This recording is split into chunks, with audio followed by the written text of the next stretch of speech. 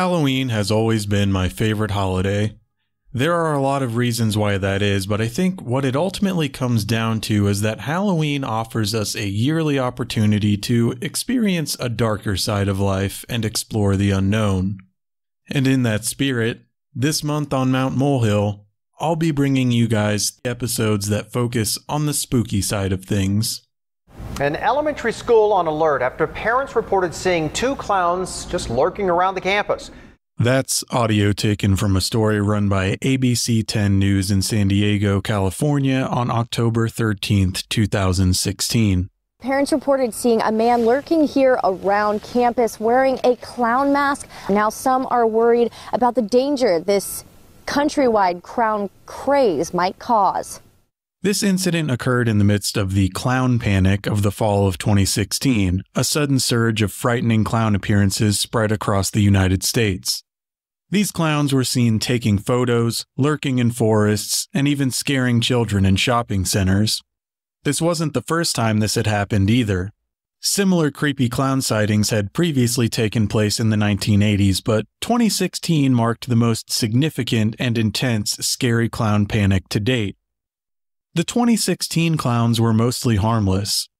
They were people engaging in typical Halloween activities, playing tricks, taking spooky pictures, attempting to frighten people, or creating content for social media.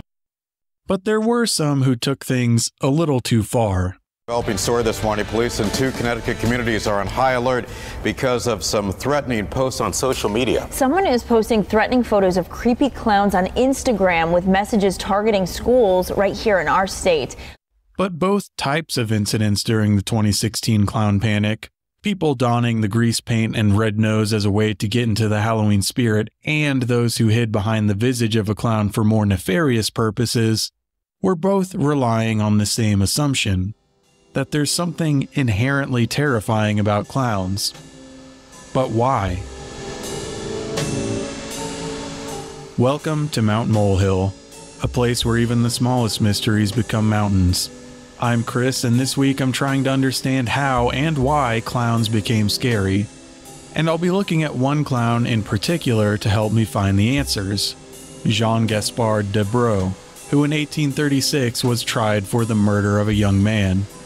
What does this little-known incident from the 19th century have to tell us about our relationship to clowns today? Let's make a mountain out of this molehill.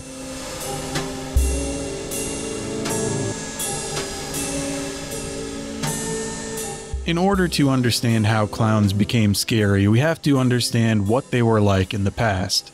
Have they always been the smiling, red-nosed buffoon, or did they start out as something different? The history of clowns can be traced back to ancient civilizations such as Egypt, Greece, and Rome, where jesters and court fools entertained royalty and commoners alike with their silly antics. They would challenge social norms and conventions, often using humor to criticize authority or poke fun at the powerful. This made them beloved figures among the common people, who saw them as champions of the underdog and defenders of the little guy. However, the modern idea of a clown as a brightly dressed, red-nosed performer who specializes in physical comedy and slapstick humor didn't emerge until much later during the 19th century. One of the earliest and most famous clowns of this era was Joseph Grimaldi, who performed in London in the early 1800s. Grimaldi was known for his colorful and exaggerated costumes, his acrobatic skills, and his ability to make audiences laugh with his comedic timing and physical gags. He became so famous that the word Joey became a slang term for a clown. During the 19th century, circuses became increasingly popular in Europe and America, and clowns played a major role in their entertainment. Many of the earliest circuses featured a clown as the central attraction, and performers like Grimaldi became legends in their own time. In the United States, one of the most famous clowns of the late 1800s and early 1900s was Emmett Kelly, who performed with the Ringling Brothers and Barnum and Bailey Circus. Kelly was known for his sad-faced clown persona, which he developed in response to the Great Depression. His signature act involved sweeping the circus ring while wearing a ragged, downtrodden outfit, which became known as the Weary Willie character. And in these three characters, the ancient court jester, the grease-painted acrobatic Joey, and the downtrodden, pitiable Weary Willie, we can already see that the personalities of historical clowns didn't fit so neatly into one archetype. It wasn't until the 1950s and 60s that clowns really became known as happy buffoons by default, when clowns became a staple of children's television shows, and characters like Bozo the Clown and Ronald McDonald became household names. These clowns were typically friendly, goofy characters who made children laugh with their silly antics and catchphrases. This new, sanitized, and always happy image of the clown was not long-lived, however. This would all change in the 1970s, largely due to one man, John Wayne Gacy. I'm not going to go too deep into this because there are a million other podcasts and documentaries about him already, and I don't want to give him any more notoriety than he already has, nor disrespect the memories of his victims, but there really is no getting around him if I want to talk about the transition of the depiction of clowns in media from happy to scary. Gacy was a serial killer who was convicted of murdering 33 young men and boys in the 1970s. He had a side job as a children's party entertainer, dressing up as a clown named Pogo and performing at events and charity functions. Gacy's public persona as a cheerful and friendly clown conflicted with the horrific crimes he committed. And this dissonance helped to cement the association between clowns and fear in popular culture. After Gacy's arrest and trial, the media coverage of his crimes focused heavily on his clown persona, with many articles and news segments describing him as a killer clown. This helped to popularize the idea of the evil clown in popular culture, and ossified the image of the clown as a figure of fear and horror. And this is also when we really begin to see an explosion of scary clowns in pop culture. There had been a few earlier examples of scary clowns, such as the titular characters in Edgar Allan Poe's 1849 short story Hop Frog and Cavallo's 1892 opera Pagliacci. But it wasn't until after the publicity of John Wayne Gacy's crimes that scary clowns really become ingrained in the culture.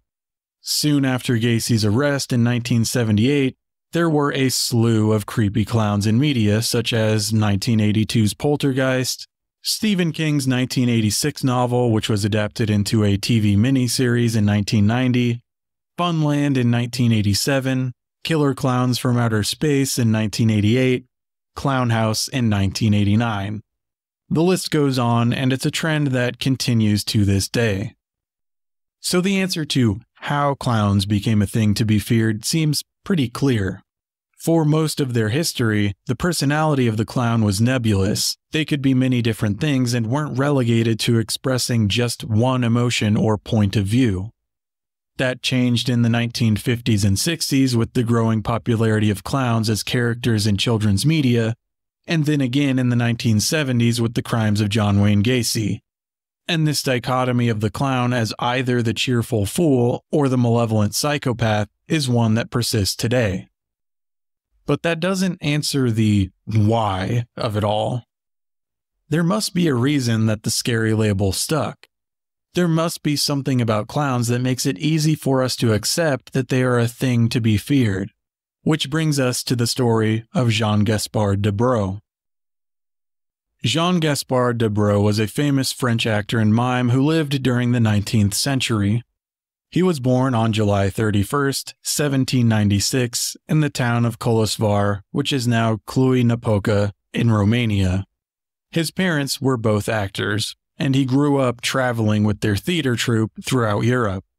Deburau's childhood was marked by constant change and instability. He was raised in the world of the theater, where he learned the art of performance from an early age. His father, who was a well-known actor in his own right, taught him the art of pantomime and clowning, and young Deburau quickly developed a talent for the art form. In 1816, when Deburau was just 20 years old, he joined the Théâtre des Funambules in Paris, which was one of the most prestigious theaters of its time, and it was there that he began to develop his signature character, Pierrot. Now, the Pierrot character has a long and complex history that stretches back centuries. In its earliest iterations, Pierrot was a stock character in the Italian Commedia dell'arte, a form of improvised theater that was popular throughout Europe during the Renaissance period. In the Commedia dell'arte tradition, Pierrot was a sad and melancholy character who played the role of the sad clown. He was often portrayed as a love-struck, naive young man who was constantly being tricked and humiliated by the other characters in the play. And Deburau quickly became one of the most popular performers at the Théâtre des Funambules, and his version of Pierrot was widely praised for its elegance, wit, and emotional depth. One of the key innovations that Deburau brought to the character of Pierrot was his use of pantomime. Instead of relying solely on dialogue and conventional acting techniques, Deburau used his body language and facial expressions to convey a range of emotions and tell stories. He developed a highly stylized and expressive form of pantomime that allowed him to communicate complex ideas and emotions without ever speaking a word. Deburau's Pierrot wore a white suit and hat, which helped to create a distinctive visual identity for the character. He also used makeup to create a stark contrast between Pierrot's pale face and dark eyes and mouth, which helped to accentuate the character's melancholic and isolated nature. Deburau's Pierrot was also notable for its emotional depth and complexity. Rather than simply playing the character as a sad and hapless figure, Deburau imbued Pierrot with a range of emotions, from joy and exuberance to sorrow and despair. He portrayed Pierrot as a complex and multi-dimensional figure, and Deburau's innovations helped to elevate the character of Pierrot from a traditional stock character to a fully realized and nuanced figure that could be explored and developed in a variety of ways. And Jean-Gaspard Deburau was an immensely popular figure in 19th century France. He had a natural ability to connect with audiences, who were captivated by his performances, which were both visually stunning and emotionally powerful, and he was idolized for his personal charisma and magnetism. Deburau's popularity extended far beyond the theater. His performances were widely celebrated in the media, and he was the subject of countless articles and essays. He also inspired a generation of artists and writers who drew inspiration from his performances and incorporated elements of his style into their own work. Deburau's unique approach to theater and pantomime embodied 19th century France's sense of experimentation and artistic exploration, and he quickly became a symbol of the avant-garde and a cultural icon. But at the height of his fame, he was involved in an incident that was totally at odds with his onstage persona and public image. He beat someone to death with a cane. On the 21st of April in 1836, Deburau and his family were taking a walk in the village of Bagnolet, which was located on the outskirts of Paris and was known for its rural and picturesque scenery. While walking, he was recognized by a possibly drunk young man named Nicolas Florent Violine, who began to shout insults at him. Deburau got into an altercation with Violine, during which Deburau struck Violine on the head with his walking stick. Later that day, Violine died, and Deburau was arrested and charged with manslaughter. Now, there isn't much readily available information about the specifics of this event. In fact, the only reference to it in Deburau's Wikipedia article simply states, "He went to court on charges of murder in 1836 because he had killed a boy who called him Pierrot on the street." And I found out that, although an account of the trial exists, it doesn't seem as though it has ever been translated into English. What follows is taken from the third edition of Histoire de Deburau by J.B. Amsdals, a pamphlet published in 1836, in which two articles dated May 11th and May 22nd from the Gazette de Tribunal covering the incident and the trial that followed are reproduced. I used machine translation to translate them into English. Deburau appeared in court on May 11th, 1836. And here to assist me with a courtroom reenactment is Dan from TYTD Reviews. Accused, what is your name? Jean-Gaspard Deburau. What is your age? I'm turning 40. Where were you born? At New Kolin in Bohemia. What profession do you practice? dramatic artist. Tell us how the scene of April 18th happened.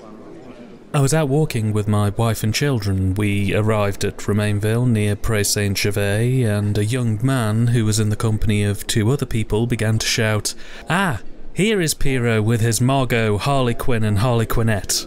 As he continued his cries, I left the road. I took a side road and I headed towards Bagnolet. About 2 hours later, I'm joined by these same people. The young man then started his cries again, and to make himself heard better, he put his hands to the corners of his mouth and shouted loudly, "Hey Pierrot! Hey, clown! Naughty clown! Here you are with your Margot!" I gave my son a kick in the rear, telling him to shut up, but finally, as it continued, I came back to this young man and I said to him, "What do you want from me? Do I owe you anything?" He pretended to withdraw, but seeing the gentleman who was with him, and whom I knew to be his master, coming towards me, the young man also came back. Then, as I advanced to enter into an explanation, my wife seized me round the body, and in the efforts I was making to free myself, I don't know how, but my cane fell upon one of the two individuals who continued to overwhelm me with insults. How did you hold your stick? By the middle. Which end did you strike with? The small end. What was your intention in using your cane? I repeat that I had no intention of hitting. When you learned that the unfortunate man had died from the blow he had received, did you not immediately say, "If he has died, too bad for him. I'm not myself when I get angry"? No, sir, this isn't possible, because I didn't know that the young man was dead until the next day. When you got back to Paris, didn't you go and tell the police commissioner what had happened? Yes, sir. I went straight to the police commissioner who lives in my building. When did you know that young Violine was dead? I found out the next day, and those who informed me can tell you how grieved I was. The superintendent asked what I'd hit him with, and I immediately went to fetch this unfortunate cane. Several more witnesses are called to the stand giving very much the same story. Nicolas Florent Violine was the instigator, and Deburau reacted to his provocations. Although the witnesses called to the stand didn't all agree that the cane attack was an accident, some maintained that Deburau struck Violine on purpose. After being hit in the head, the pamphlet explains that Violine immediately fell to the ground, got up, fell down again, got up again, and walked over to a pile of rocks where he sat down and died just over an hour later. Violine was 19 years old. The jury took just 5 minutes to declare Deburau not guilty. The trial attracted significant attention from the media and inspired numerous writings about Deburau. An eerie indication of the case's publicity and Deburau's fame are the ornate walking sticks from the 19th century that feature a pommel shaped like Deburau's face in Pierrot makeup. These walking sticks are still sold today at auctions with an explanation of Deburau's reputation as a skilled mime actor who was accused of murder. But perhaps the most interesting part about the Deburau murder trial was the public's reaction to it. The courtroom was filled with onlookers curious to hear the voice of the actor, as they had never heard it before and wanted to discover who the real Deburau was. However, even after hearing his voice, they did not disassociate the real Deburau from his onstage persona. When the defense lawyer listed Deburau's positive qualities, such as being a good father and husband, the public laughed when he mentioned that Deburau was an upstanding member of the National Guard, as it was incongruous with Deburau's onstage portrayals. The public did not find it surprising when the police commissioner, who knew Deburau for 6 years, stated that Deburau was a placid person, as it was consistent with the character of Pierrot. However, they found it sensational when Deburau reportedly expressed a sense of humiliation after the incident, suggesting a side of his character that was absent from his onstage persona.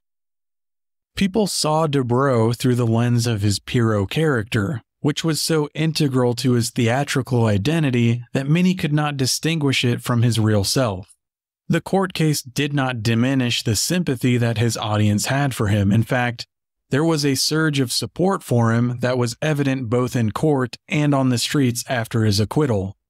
Despite the accusations of violence against him, people continued to see Deburau as a lovable rogue, much like his Pierrot persona, because the actions of Deburau were so incongruous with the image of his Pierrot that the public was unable to reconcile the contradiction, and so they simply ignored it. And I think this whole Deburau affair gets to the heart of answering the question of why we are so willing to accept clowns as scary. There is an inherent unease or anxiety around clowns due to their distortion of their true identity. By donning a physical appearance that is not their own and exaggerating it to the point of becoming a caricature of a human, clowns wear a false smile over an impassive face, making it impossible to discern their true nature. Beneath the facade of the grease paint, the motley, the red nose, and the lipstick smile lies a stranger. A stranger, potentially like Deburau, with an unpredictable capacity for violence belied by their outward appearance and persona. And in the face of such a contradiction, we are confronted by a choice. Either ignore it, as Deburau's adoring fans did, or be scared of it.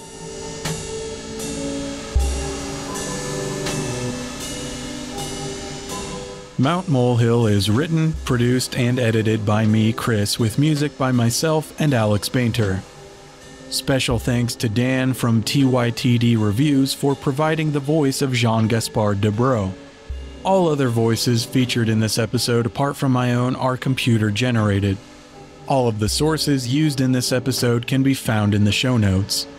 This podcast features materials protected by the Fair Use Guidelines of Section 107 of the Copyright Act. All rights reserved to the copyright owners. If you have a molehill that you'd like me to turn into a mountain, whether it's a mystery that you just can't solve or just an interesting topic you'd like me to delve into, please reach out. You can email me at mountmolehillpodcast@gmail.com, or you can call and leave me a voicemail at 505-218-6894. Follow us on Instagram to see updates and supplemental material for the show. Thanks for listening. I'll be back with another episode in 2 weeks.